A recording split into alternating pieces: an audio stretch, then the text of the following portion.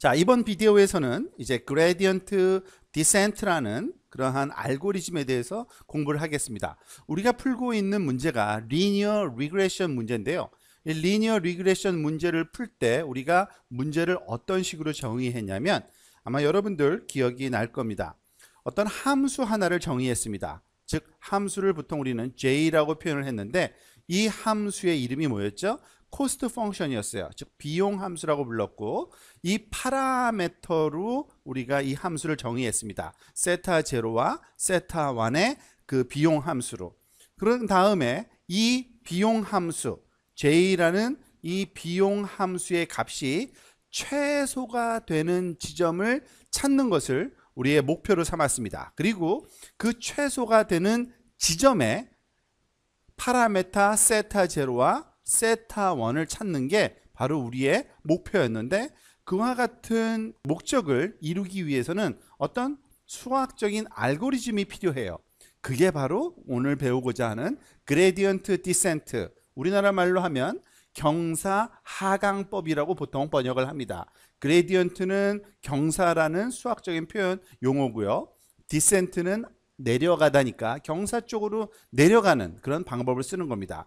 사실 이 그레디언트 디센트라는 방법은 이와 같이 비용 함수가 주어졌을 때 이 비용 함수의 최소점을 찾는데 사용하는 아주 좋은 방법 중에 하나인데요.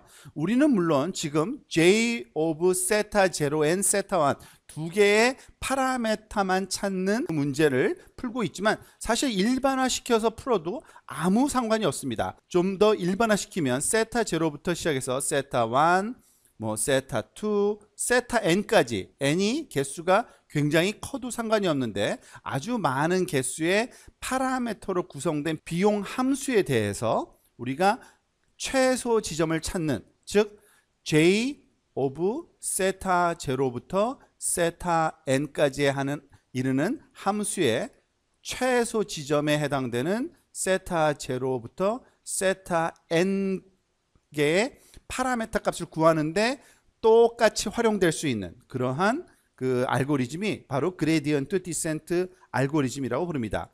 자, 즉 그레디언트 디센트 알고리즘은 무엇을 하는 거냐면 사실 우리가 지금 그 원하는 작업이 바로 이 아래쪽에 설명이 되어 있는데 제일 먼저 세타 0와 세타 1이라는 우리가 모르는 파라메타입니다만 이 파라메타를 먼저 안다고 가정하고 어떤 특정한 값으로 놓고 시작을 하는 겁니다. 물론 어떤 값을 줘든지 상관없어요. 하지만 예를 들어서 가장 쉽게 생각할 수 있는 게 뭐겠어요? 그냥 0으로 한번 놔볼까요? 세타 0를 0으로 놓고 세타 1을 또 0으로 놓고 시작하는 거죠. 그러면 우리 함수 기억이 나실 겁니다. 하이퍼세시스 함수가 h of x인데 세타의 함수라 그랬죠. 그래서 세타 0 더하기 세타 1x 이런 함수를 우리가 하이퍼세시스 우리의 가정을 놓고 이 함수의 연장선상에서 이 함수와 실제 훈련 자료와의 미니멈 스퀘어드 에러를 구하는 거죠. 즉 이 하이퍼세시스와 훈련 자료와의 오차와 최소화되는 그 오차를 다 모은 것이 바로 이 비용 함수였는데 예를 들어서 0으로 시작하면 어떻게 돼요? 이거를 0으로 놓고 시작하게 되는 겁니다. 처음에는. 마찬가지로 여러 가지 값을 넣고서 우리가 시작해도 아무 상관이 없어요. 그 이유는 조금 있다가 설명을 좀 드리겠습니다. 그런데 이렇게 시작을 한 다음에 어떤 작업을 해야 되냐면 이 세타 0하고 세타 1을 우리가 임의의 값으로 놓았으니까 그 위치에서 미니멈 값이 찾아지지는 않겠죠. 그러니까 어떻게 해야 돼요? 그 세타 0와 세타 1을 계속 움직여 다녀야 돼요. 조금씩 변화시켜야 됩니다. 그런데 어떻게 변화시켜야 되냐면 가능하면 주어진 점, 즉 J 함수가 세타 0와 세타 1의 함수이기 때문에 이 첫 번째 주어진 요 J 비용 값보다는 좀 다른 값으로 변화되도록 세타 0와 세타 1을 또 바꿔야겠죠. 이걸 계속 바꾸다 보면 어떻게 돼요? 나중에 결국에는 J 함수의 미니멈 위치까지 우리가 도달하게 되는 그러한 방법을 쓰는 게 바로 그레디언트 디센트라는 방법입니다.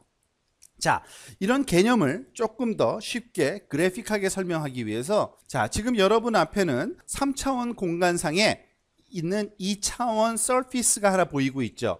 예를 들어서 뭐 쉽게 생각하면은 어떤 공원에 그 언덕이 두 개가 있다고 생각을 하시면 되는 겁니다. 지금 이 surface는 무엇을 나타내는 거냐면 지금 수직축을 보면 j of 세타 제로 세타 1이고요. 그리고 수평축 두 축이 세타 제로와 세타 1의 그러한 축에 해당되는 겁니다. 즉 주어진 모든 컨비네이션 세타 제로와 세타 1에 대한 그 비용 값을 우리가 다 구해서 평면으로 한번 표현해 본 거예요. 그런데 어디에서 비용이 가장 높아요? 여기 붉은색 여기 피크 요 부분에서 비용이 굉장히 높은 게 나타나는 거고요. 그리고 여기 보면은 파랑색으로 된 요 아래쪽에 요 부분과 요 부분 같은 데가 결국 비용이 적게 나타나는 부분이죠. 그 위치를 우리가 찾아가고 싶은 겁니다. 그런데 여러분들 진짜 수학적인 거를 그냥 무시하고 공원에 언덕이 있다고 그냥 생각을 한번 해보세요. 그리고 여러분이 어떤 한 지점에 서 있는 겁니다. 지금 여기 별표로 표시된 요 지점에 여러분이 지금 서 있다고 가정을 해보세요. 그러면 그 위치에서 생각할 때 어디로 가야지 이 그 높이가 그 땅의 높이가 가장 낮은 곳으로 이렇게 내려가고 싶은 겁니다. 가장 낮은 곳이 어디예요? 여기인데 일단은 어디 있는지를 몰라요. 너무 넓은 곳이라서 정확히 어디가 가장 낮은지는 몰라요. 그런데 여러분들이 산에 올라갔다 내려올 땐 어느 방향으로 가겠습니까? 이 경사 방향을 봐서 그 지점에서 경사를 따라서 제일 급경사 방향으로 내려가겠죠. 그렇게 가보면 바로 그 다음 지점 두 번째 지점에 도달하고요. 거기서 보면은 또 경사가 방향이 바뀔 수가 있죠. 그러면은 그 경사를 따라서 계속 내려가 보는 겁니다. 그러면 어떻게 돼요? 결국에는 계속 내려가다 보면은 가장 낮은 지점에 도달하게 되는 겁니다. 이게 그레디언트 디센트라는 수학적인 알고리즘이 바로 요 방법을 쓰는 겁니다. 그런데 여러분들이 이런 생각을 할 수 있을 거예요. 여기서 시작했으니까 그렇지 만약에 요 옆에 또 다른 지점 지금 첫 번째 지점이었고 여기가 이번에는 또 다른 지점에서 생각을 한번 해봅시다. 지점이 다르면 급경사 방향이 조금 다를 수가 있어요. 그래서 두 번째 지점부터 시작을 했을 경우에는 또 다른 지점에서 시작하면 급경사 방향이 조금 틀어질 수가 있어요. 거기서 또 급경사 방향으로 계속 찾아가다 보면 요와 같은 지점으로 우리가 도달할 수도 있습니다. 보통 이런 경우를 국지적 최소점이라고 영어로는 로컬 미니멈이라고 얘기를 합니다. 이것이 전체 도메인이라면 사실은 여기가 가장 낮은, 지금 가장 진하고 가장 낮은 부분이죠. 이런 거는 글로벌 미니멈, 전역 최소점이라고 합니다. 전역 최소점. 글로벌 미니멈이라고 표현하죠. GLOBA, 글로벌 미니멈.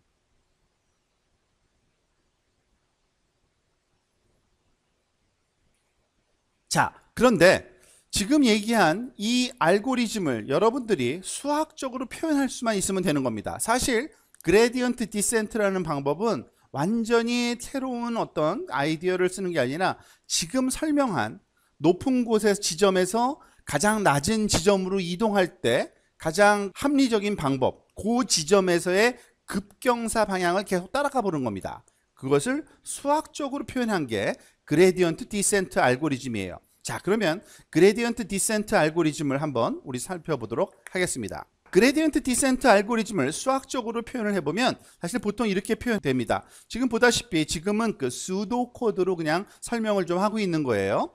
Repeat until convergence, 즉 수렴, 보통 우리 컨버전스는 수렴이라고 그러죠. 즉 더 이상 변하지 않는 어떠한 값이 나올 때까지 계속 반복하는 루프를 돌리라는 얘기인데 그 루프 안에서는 어떤 일을 하는지 요 수식이 전부입니다. 한번 볼까요? 세타 j 여기서 콜론 이퀄은 보통 우리가 프로그램에서는 이퀄 어사인먼트 연산이라 그래서 우리가 보통 프로그램에서는 A 이퀄 B 하면은 A가 B가 똑같다는 얘기가 아니잖아요. 그죠? 그 A에다가 B 값을 넣으라는 건데 그것을 굳이 명확하게 좀 해주기 위해서 여기서는 다시 한번 이런 기호를 그냥 씁니다. 여러분들 오해는 마세요. 콜론 이퀄은 어사인먼트 연산자를 우리가 표현하는 거다. 우리가 흔히 프로그램에서 말하는 A에다가 B를 할당하는 이런 할당 연산자를 표현하는 겁니다. 좀 헷갈리지 않도록 우리가 그러니까 A equal B라고 하는 거는 보통 일반 그 프로그래밍에서는 A 더블 equal B라고 보통 표현하는 A는 B와 같다라는 그 비교 연산자, 그죠? 그거를 상징하는 거니까 여러분들 그거와의 차이를 잘 기억하시기 바랍니다. 그러니까 예를 들어서 이러한 것이 통하는 거죠. A 콜론 equal A 플러스 1 뭐예요? A에다가 하나를 증가시킨 값을 다시 넣어놓는 그러한 수도 코드를 설명하는 겁니다. 지금 요 기호가 바로 그거예요. 우리가 구하는 거는 세타라는 값인데 이 세타 j, 즉 j가 0인 경우와 j가 1인 두 가지 경우에 대해서 다 작업을 해줘야 돼요. 왜냐하면 두 개를 다 구할 거니까. 그런데 어쨌든 원래 주어진 세타 j 값이 있을 거고요. 거기에다가 이와 같은 값을 빼준 값을 여기에다가 할당을 하는 거를 그레디언트 디센트라는 방법이라고 부르는 알고리즘입니다. 자, 무엇을 빼주는지 볼까요? 잘 모르지만 어떤 알파라는 숫자가 하나 있고요. 얘를 보통 우리는 러닝 레이트라고 합니다. 즉 러닝 레이트. 왜냐하면은 보통 우리가 이걸 학습 속도라고 번역을 할 수 있겠죠.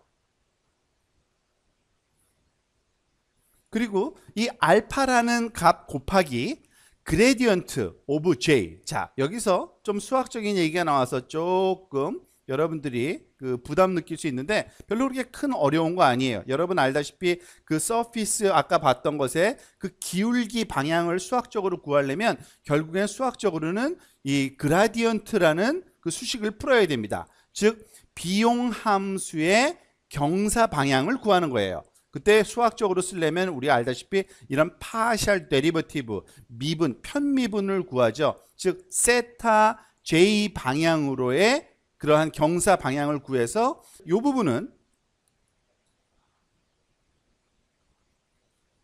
경사도를 구한다고 생각을 하면 됩니다. 우리가 아까 썼던 그 앞에서 살펴봤던 그 그림을 좀 잘 기억을 한번 해보세요, 여러분들. 주어진 지점이 있을 때, 주어진 지점 세타 제로와 세타 1이 있을 때 어떤 특정한 방향, 세타 j 방향으로의 경사도를 기울기 방향으로 알면 그 기울기 방향에다가 일정한 숫자, 러닝 레이트라고 부르는 학습 속도를 곱해서 주어진 값에서 빼주면 그 값을 새로운 그 값으로 대체하는 겁니다. 그리고서 이것을 계속 반복하는 거예요. 그러다 보면 어떻게 돼요? 우리가 원하는 가장 최적의 세타 값을 구할 수 있다는 겁니다. 왜 그게 구해지는지는 조금 이따가 다시 한번 설명하겠고요. 근데 여기서 우리가 조심해야 될 거는 세타가 두 개이기 때문에 이것을 동시에 같이 그 변형을 시켜야 됩니다. 즉 simultaneous update라는 과정을 거쳐야 되는데 왜냐하면 지금 j 함수 자체가 세타의 함수예요. 그러니까 지금 보세요. 세타 제로에 대해서 계산을 먼저 해볼까요? 세타 제로를 원래 주어진 세타 제로가 있는데 그것을 일정한 이것도 무슨 값인지 모르지만 어떤 숫자 값이에요. 숫자 값을 빼줬어요. 조금. 그러니까 변화가 됐죠. 세타 제로를. 그 값을 여기에다가 대입을 하면 안 된다는 얘기입니다. 그래서 임시로 약간 다른 변수 템프 제로에다가 저장을 해놓고 똑같은 세타 제로와 세타 1을 가지고 이 계산을 다시 또 세타 1에다가도 해주고요. 그것을 또 임시 변수에 넣어놓은 후에 걔네들을 적절하게 세타 제로와 세타 1에다가 다시 넣어주자. 그래야지만 정확한 그 업데이트가 될 수 있다는 겁니다. 그건 알고리즘적으로 여러분들이 좀 조심해서 하면 되고요. 즉 이런 방법은 틀리다는 거니까 이걸 차이를 잘 기억을 하면 되겠죠. 우리가 프로그래밍을 할 때 세타 제로 값을 업데이트를 할 때 세타 원래 제로 값에서 그 기존에 알고 있는 세타 제로와 세타 1을 가지고 이 파라미터를 넣어서 계산한 후에 그 값을 새로운 세타 제로로 놓으면 안 된다는 얘기입니다. 왜냐하면은 이 값이 여기에 또 들어가서 변형된 그러한 그 비용 함수를 쓰게 되기 때문에 매번 할 때마다 다른 값이 왔다 갔다 하게 돼요. 그래서 적절하지 않은 그런 업데이트가 되니까 두 개의 파라미터를 동시에 개선해 나가려면 이런 simultaneous 업데이트 방법을 써야 된다. 요거를 잘 기억하면 되고요. 프로그래밍 할 때.